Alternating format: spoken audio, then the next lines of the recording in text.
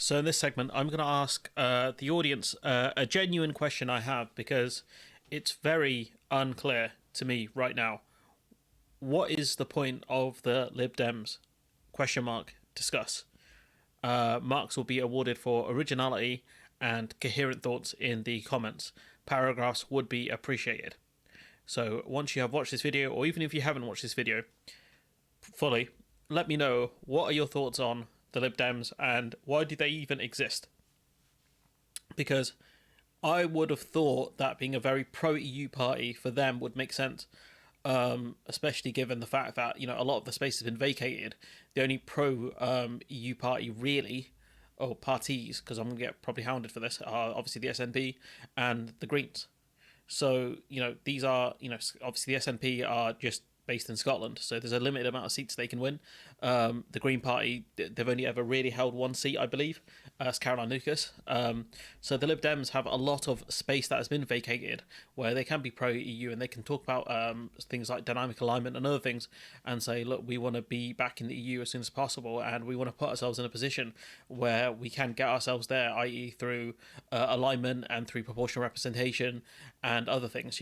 They can try and avoid the Euro question for as long as possible, but this is an easy way for them to win votes, especially off kind of pro-EU Tories. But this is bizarro world we're entering.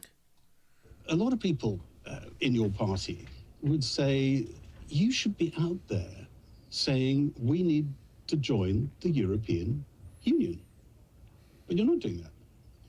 Well, we are very pro-European, as you know. We've said in our documents that we want Britain back at the heart of Europe. You won't hear that from other political parties, but we're also being realistic. We're looking at the situation as it is, just as we've done on tax. And they have spoken about a four-part plan. He doesn't really mention it, I think, in this video, but their four-part plan is to kind of improve the trade and cooperation deal, which is fair, and is to get back in the single market, which obviously we've gone over that's not going to happen outside of EFTA or being in the EU, and I get bored of having to make that point because journalists can't do their job. And where we've been distinctive on things like the health service, we're actually distinctive on our European position. Let me explain why. I'm just thinking, what if Nigel Farage back years ago had said, nah, it's not on the table, Brexit? He showed commitment. He decided he wanted to do something and he stuck to it. And you're not doing the same thing for EU membership now. We are. And when you look at what Nigel Farage did, UKIP didn't have a large vote share. What UKIP did was put pressure on the Conservative Party. What the Lib Dems could do is by running kind of potentially to the left of the Labour Party, just like Nick Clegg did, I think, in 2010, and really he outflanked the Labour Party on a lot of issues like tuition fees.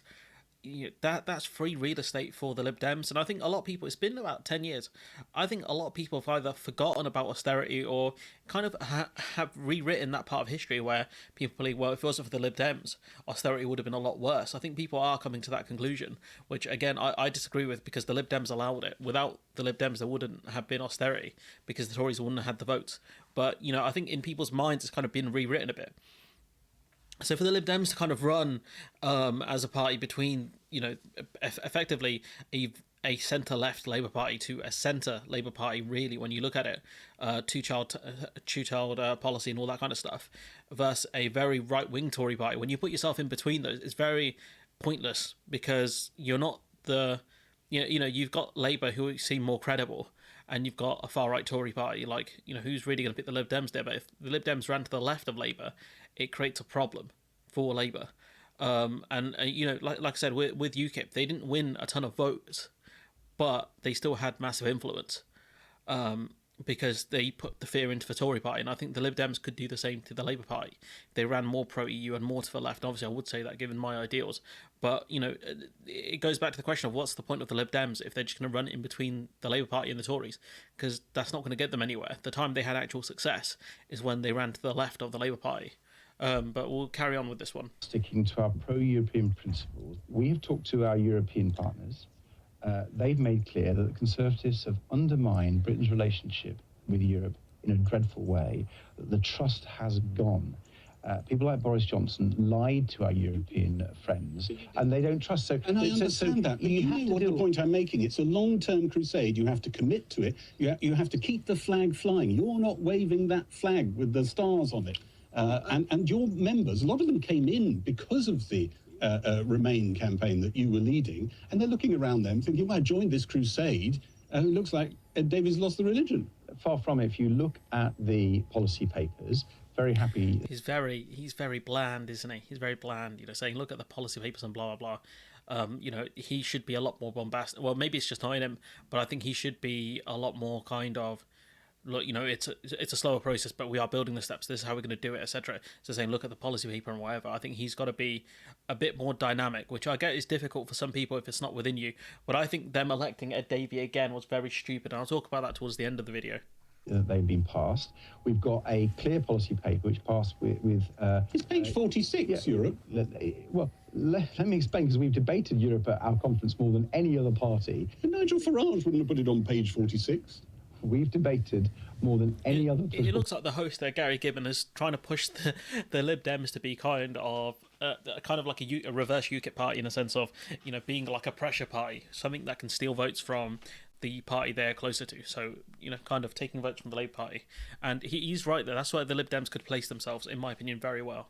Party, how we improve our relationship with Europe. We've set out far more detail. And let me explain why we've done that. We were the only party to vote against the awful trade deal, the only large UK-wide party to do that. Only large UK-wide party to do that. I don't know how the SNP voted. Labour obviously voted for the deal, which I think, in my opinion, was stupid from the Labour Party, and I said so at the time, and I've continued to say so. But his point there is quite weak, to be honest. This is just not good. Not a good interview, honestly, from Ed Davey. He looks very weak here, very, very weak. We go on. He had an interview with Beth Rigby, which again didn't go great. I haven't heard you on camera say that you want the UK back in the single market in the EU. Again, we've gone over that, but it's part of, I believe, it's part of the Lib Dems kind of policy proposals to get us back into the single market, which obviously I can't be asked to discuss that again. I've heard lots of people ask you, and I haven't heard you actually say it. Well, so I'd like to hear it from your mouth. As the leader of the party, I'm going to tell you what the Liberal Democrats' position is. And let me say, on the back of those documents you referred to... Just so many words he's using. Just cut the filler, bro. Cut the filler and get to the point. We are clearly pro-European and proudly pro-European. We want Britain back at the heart of Europe. You want us back in the single market and back in the European Union? Will you just utter the words for me? It's in your policy document. I'm going to try to finish my sentence for once. Again, bro, using 100 words here, it should be 25 words or less. What we're clear is, in the next Parliament, over the next few years, we've got to deal with what's on the table here and now. And what's on the table is a relationship with our European neighbours, which have been fractured. They do not trust us anymore because the Conservatives have damaged that trust. Boris Johnson kept lying to our European neighbours. Yes. And so my question isn't about Boris Johnson. My question is about you saying that you want us back in the single market and the European Union. Not just say it. To be fair, you talked about policy papers, and I'm referring to... It looks like he's worried about them pulling a soundbite. That's what he looks like he's concerned with. Because he's just not answering the questions. This is really bad. Like, the way he's coming across, in my opinion, is really bad. Directly to our policy papers. Our policy paper, actually published over a year ago, that's how transparent we are, has a 4-step process. I know. Carefully and considered. It will take some time. People will need to be patient. We need to rebuild that relationship. We need to rebuild the case for greater European cooperation, which the Conservatives have also trashed. But, you can start that now by talking about things like dynamic alignment, etc., or talking about ways we can cooperate more closely with the EU. You can start that process today if you really wanted to. I don't know why he's holding back so much. The way I'm going to do it is I'm going to talk about that it's in our national interest. I'm going to leave it with this. That's, I think, quite a cowardly answer. People were marching on the streets wanting to rejoin the European Union this week, and you, as the leader of the... There's a lot of votes there for the Lib Dems to win, because I know people are going to do tactical voting, but not everyone's going to do it. And some people might vote on ideological grounds here. And, they might see it as Labour are going to win, so let me vote for the Lib Dems to, say that my vote's not a lock. This is just silly from Davey. Liberal Democrats will not on camera say emphatically, yes, I want to join the single market in the European Union. He's worried about the soundbite, you can tell. Totally wrong. What it is a practical, realistic answer that deals with the situation we have at hand, not the situation that there was at the last election. People have to realise that things move on, and I think that's the real thing. And I hope you and your... It's sad because, his MP, one of his, we've spoken about previously, one of the Lib Dem MPs has gone on record to say that the Lib Dems will look to join the single market. So I don't know what Ed Davey's scared about. And this is kind of damning here. This from a good few days ago from... Sir John Curtis. Sir John Curtis saying that the Lib Dems are losing votes to Labour because of their reluctance to talk about Brexit. Polling guru Sir John Curtis, and this is the guy you listen to when it comes to polls. Forget all the noise, forget anyone else. He is him. He said, Curtis saying that the Lib Dems had lost ground to Labour among voters who would like to join the European Union. And obviously, the Labour Party are talking about not rejoining the EU at all. They've ruled it out completely. They've ruled out, the single market. They've ruled out everything. So how are you losing votes to these guys? Clearly shows you that whatever the Lib Dem message is on Brexit, it's not cutting through to people. And it's fine to say that, rejoining the EU is off the table currently. That's fine. That exists within reality. But point being is you could talk about areas where we could have more cooperation. And this is just sad.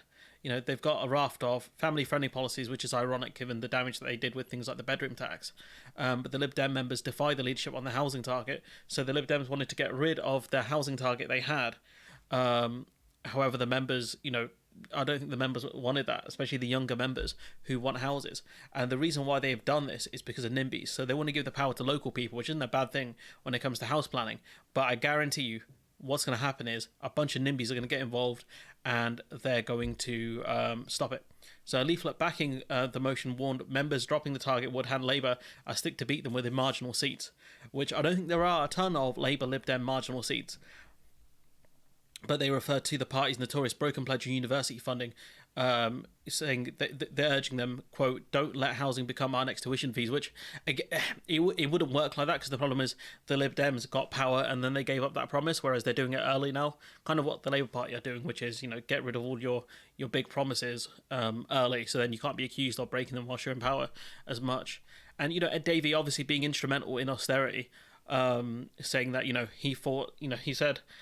quote, I fought the Tories every single day. We fought the Tories every single day, and in my patch, not only was I fighting the Tories every day, I was beating them. So if you look at my record as Secretary of State for Energy and Climate, there was massive investment, end quote. And I don't think that's really true, is it? He said, fighting something usually means you oppose it. Austerity was a defining task of the coalition. Davey seems to be suggesting he opposed the central aim of that government. So why did he stay? He said, quote, we are fighting to make sure we looked after people who were more vulnerable. So one of the classic Lib Dems policies that we got initiated and put in the very successfully was taking the lowest paid out of income tax, end quote, which is fine. Which is fine if you're a worker paying income tax, but what they did was absolutely abhorrent to people with disabilities, people who were on unemployment at bare minimum. Doing things like the bedroom tax is just silly, and he was eager to move on from austerity. But the problem is, and in my opinion, the problem with the Lib Dems is Ed Davey was an instrumental part of that of that kind of conservative Lib Dem coalition. So what they should have done is they should have elected Layla Moran because. People don't forget what happened here. 4 years ago, Lib Dem minister, this is Polly Mackenzie, who I think was an advisor to the Lib Dems, her saying 4 years ago, Lib Dem ministers started agitating for a 5p charge on plastic bags. It took us months to persuade Cameron and Osborne. We got the policy in an eve-off conference trade in return for tightening benefit sanctions. So these idiots, right, at the time, they decided, oh yeah, we want a 5p bag tax, which which is whatever, you can agree or disagree with it.